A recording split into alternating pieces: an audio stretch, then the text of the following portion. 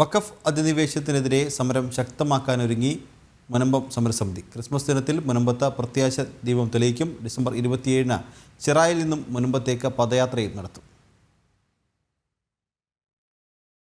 ലോകമെങ്ങും പ്രത്യാശയുടെ ക്രിസ്മസ് ദിനം ആഘോഷിക്കുമ്പോൾ ജനിച്ച മണ്ണ് സംരക്ഷിക്കാനായി മുനമ്പത്തെ ജനങ്ങൾ സമരരംഗത്ത് തന്നെയാകും. 2 മാസത്തിലധികമായി നടന്നുവരുന്ന റിലേ നിരാഹാര സമരം ക്രിസ്മസ് ദിനത്തോടെ ശക്തമാക്കാനാണ് തീരുമാനം. 25-ന് രാവിലെ 10 മുതൽ 5 വരെ സമരപ്പന്തലിൽ നിരാഹാരം തുടരും. അതിനുശേഷം മുനമ്പം പുലിമുട്ടിന് സമീപം ജനങ്ങൾ ഒത്തുകൂടി പ്രത്യാശ ദീപം തെളിയിക്കും. ലോകം മുഴുവനും പ്രത്യാശ നൽകുന്നതാണ് ക്രിസ്തുമസ് ആഘോഷങ്ങളും അതേപോലെ തന്നെ ഒരു ഉത്സവവും നടക്കുമ്പോൾ ഞങ്ങൾ ഇവിടെ എല്ലാവരും ഇതിൽ വിക്ടിംസ് ആയിട്ടുള്ളവരും സാമൂഹ്യബോധം ആഗ്രഹിക്കുന്നവരെല്ലാവരും ഇവിടെ ഞങ്ങൾ നിരാഹാരം ഇരിക്കുകയാണ്.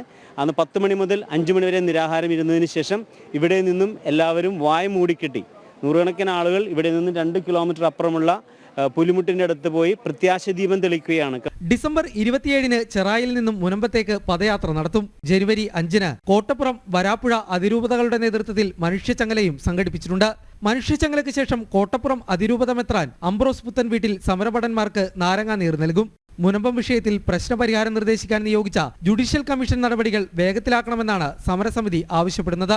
പ്രശ്നപരിഹാരം വൈകിയാൽ കേരളം മുഴുവൻ വ്യാപിക്കുന്ന തരത്തിൽ സമരപരിപാടികൾ സംഘടിപ്പിക്കുമെന്നും സമരസമിതി മുന്നറിയിപ്പ് നൽകുന്നു. ജനം, കൊച്ചി.